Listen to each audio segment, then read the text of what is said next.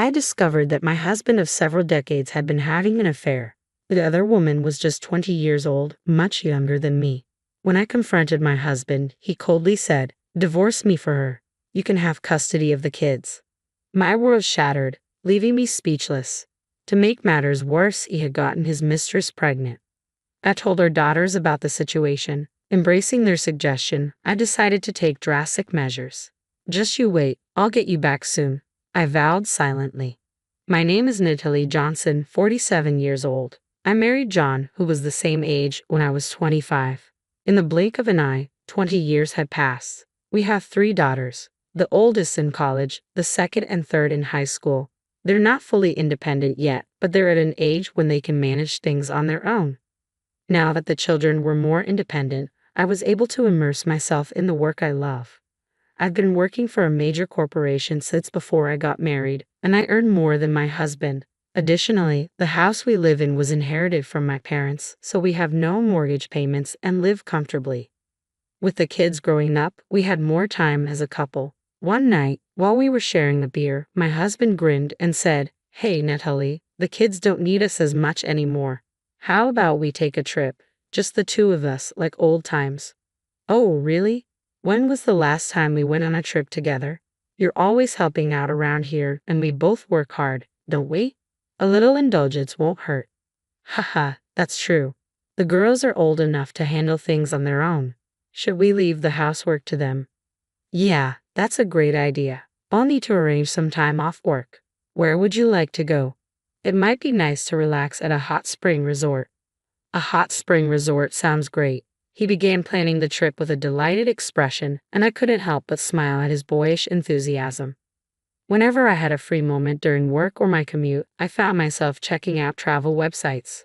We gradually narrowed down our destination, and I'd already filled in our daughters about our plans. I was thrilled that he suggested the trip. Fast forward 1 month after our vacation discussions. I was waiting for my husband to get home so we could finalize our travel schedule. Usually, he's home by the time I return from work, but that day was different. When I got home, he was nowhere to be found, and our daughters couldn't provide any clues. His late returns were always preceded by a call, so his absence made me uneasy.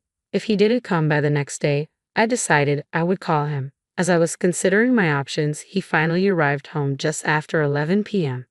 "Welcome home. I was worried since you were late," I said, rushing over to him, but his face was somber. "What happened? Is everything okay at work?" I asked, concern growing. He opened his mouth slowly. "Natalie, we need to talk." "Talk? About what? You look so serious." "I have been having an affair." "What?" I said, "I've been cheating on you with another woman." I was too shocked to speak properly. "Cheating? My husband?" In my confusion, I managed to stammer out a response. "What are you saying? An affair? You wouldn't." "But I have. It's been going on for a year." "A year? That's a joke, right? You showed no signs."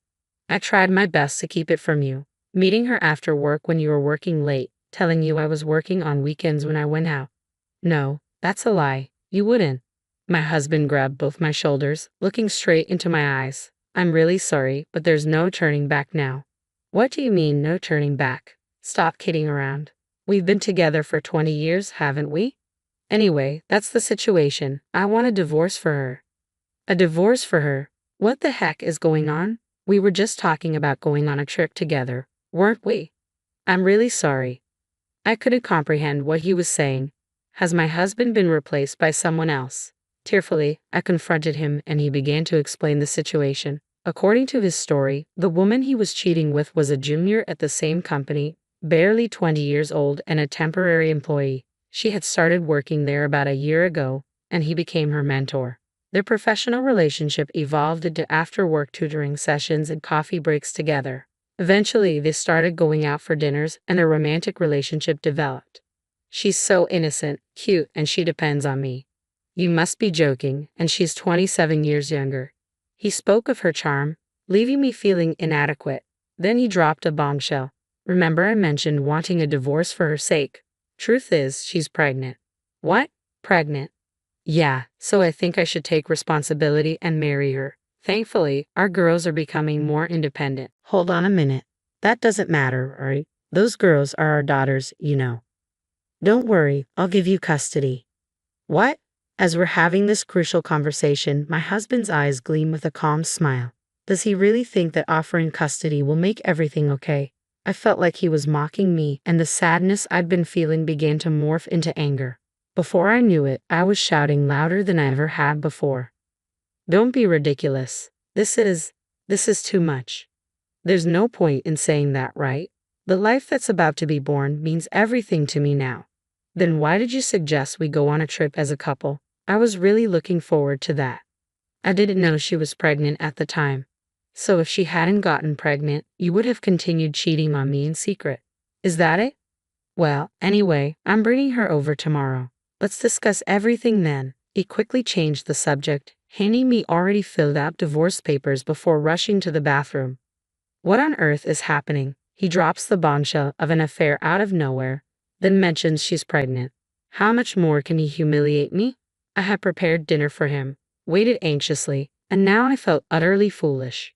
Chaotic emotions swirled within me, but no matter how furious I became, the situation remained unchanged. I decided to confront my husband's affair head-on.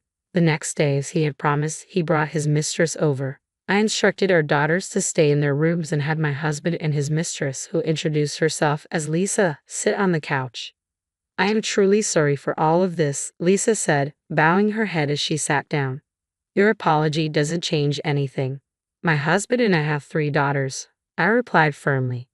I understand that, but for the sake of our child in my womb, could you please divorce John?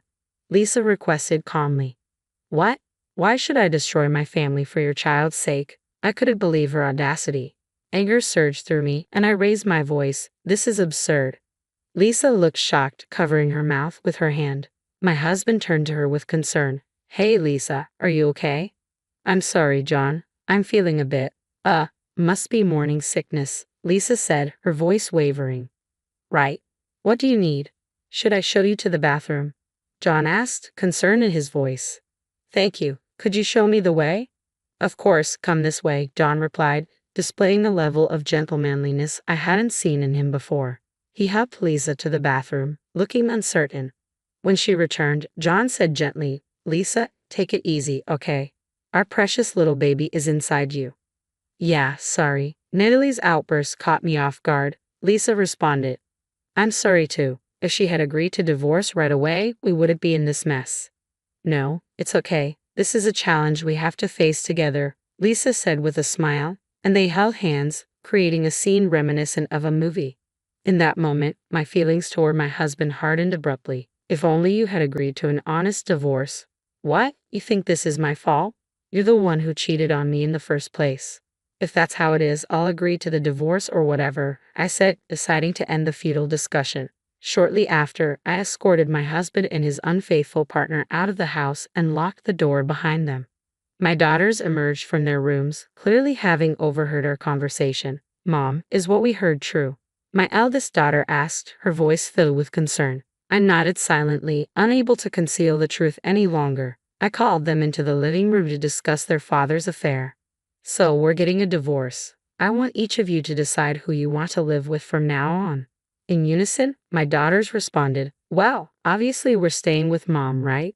But it's not fair if Dad doesn't face any consequences. Exactly. Let's teach him and his new friend a lesson. Immediately, my daughters proposed a plan. They're quite clever. Their suggestion surprised me, but I agreed and decided to play along. A few days later, I called my husband and told him I needed to discuss alimony. When he came over, I got straight to the point. I'll be seeking a fair alimony arrangement after the divorce. As for custody, you can have it. As I spoke, my husband rolled his eyes. Huh? Then our daughters appeared. His expression shifted to one of dismay as he saw them. Hey, wouldn't you rather stay with your mom? He asked tentatively. Huh? Why? We're obviously staying with you, Dad, they replied in unison. Who we choose is our business, and Dad has a more stable income, right? Wait, Natalie. I mean, your mom earns more in this household, their father interjected desperately. It's fine, Dad. As long as we get our usual allowance, we're good, right? As long as us 3 stick together, the daughters reassured him, brushing off his attempts to persuade them. Exactly. Actually, Dad, you should feel honored we're choosing you. Well, He seemed bewildered. But he had no choice but to accept his children's decision. He had always been a soft touch when it came to his daughters. My husband reluctantly agreed to take custody of the children. Since he was the reason for the divorce, I wouldn't be paying any child support. We settled on divorce proceedings that focus on receiving alimony from him and his mistress. The next day, we filed our divorce papers at City Hall. The alimony amounted to $30,000 from my husband and $15,000 from his mistress, paid in full at once. Our daughters stayed with me on weekends and lived with their father and his mistress during the week in a small apartment where she had previously resided. It was cramped living for 5 people, but that discomfort was part of the plan. Just wait and see. I was determined to ensure they regretted betraying me and our daughters.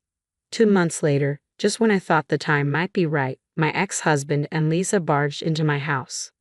What's wrong with them?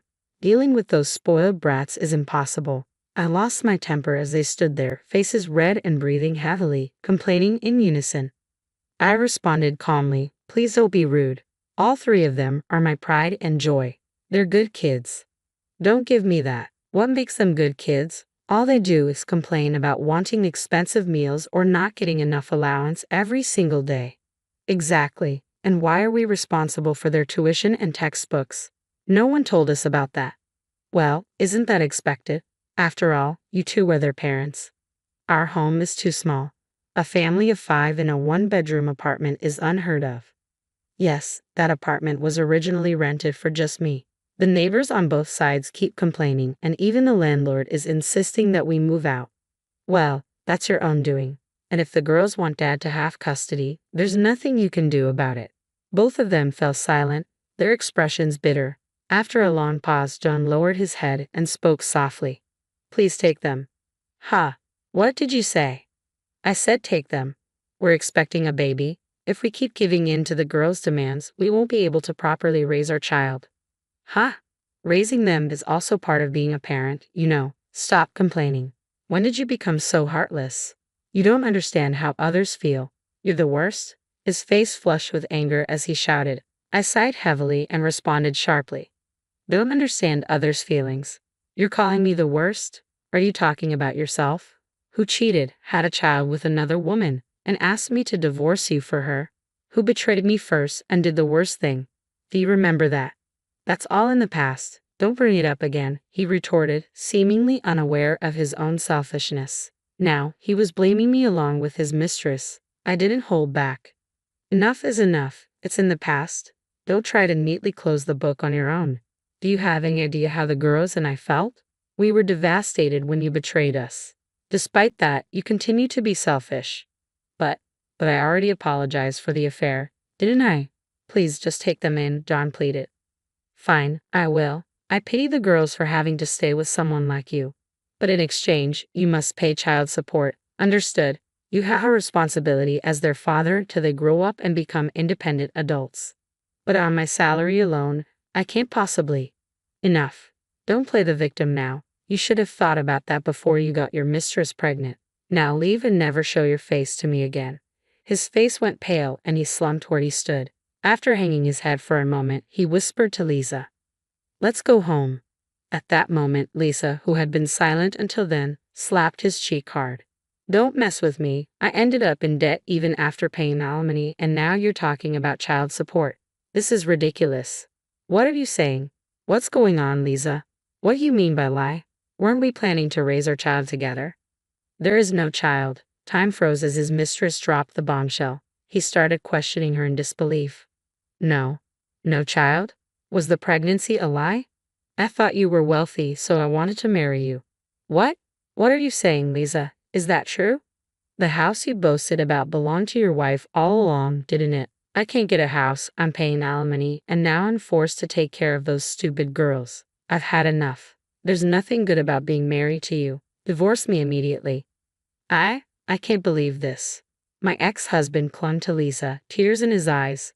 Get out of my way. Move. I'm leaving. She pushed him aside and stormed out of the house. My ex-husband, abandoned by his mistress, immediately fell to his knees and begged me. Please forgive me. Give me another chance. No matter how many times he begged, I firmly turned him away. I promptly drove him out of the house and called our daughters back.